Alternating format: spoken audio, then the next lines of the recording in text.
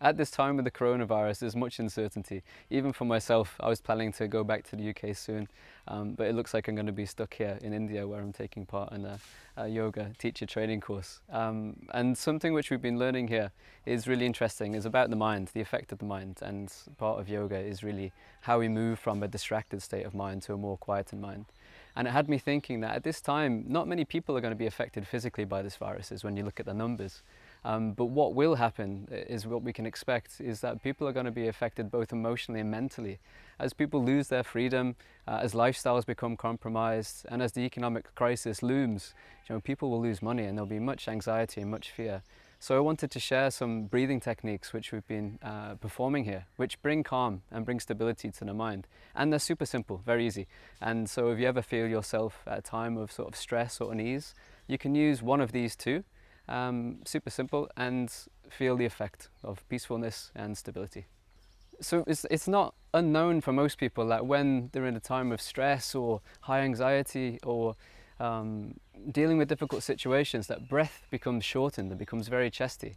And people say, take a deep breath, relax, and that's for a reason. Our mind and our breath is intricately interlinked. Our body and mind are interlinked via our breath. So what we'll do with the first exercise is just focus on a very, very, very deep exhalation. And what we do for this, which is very simple, is we just count for a number of breaths on the inhale, so a number of seconds. So if I count for 2, and then we double the exhale. So if I've inhaled for 2, I'll exhale for 4. Inhale for 2 again. Exhale for 4. And we can do that for maybe 10 or 12 times. It might take 1 or 2 minutes, but you'll feel a much more sense of calm.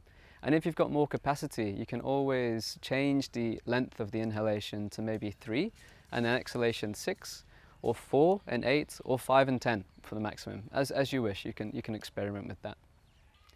With the next breath technique, this is alternate nostril breathing. And if you've been to a yoga class, someone may have introduced you to pranayama.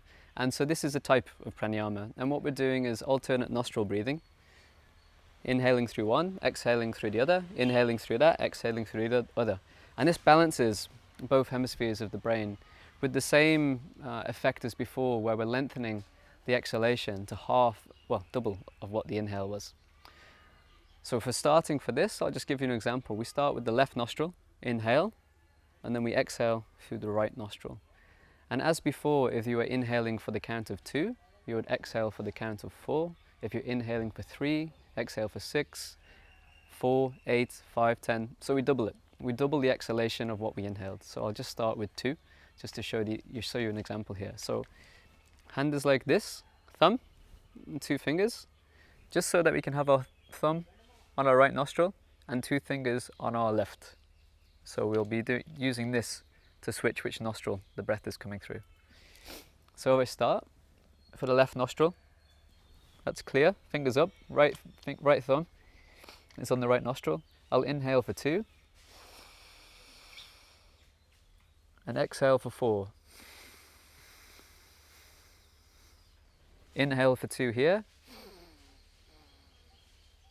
exhale for 4.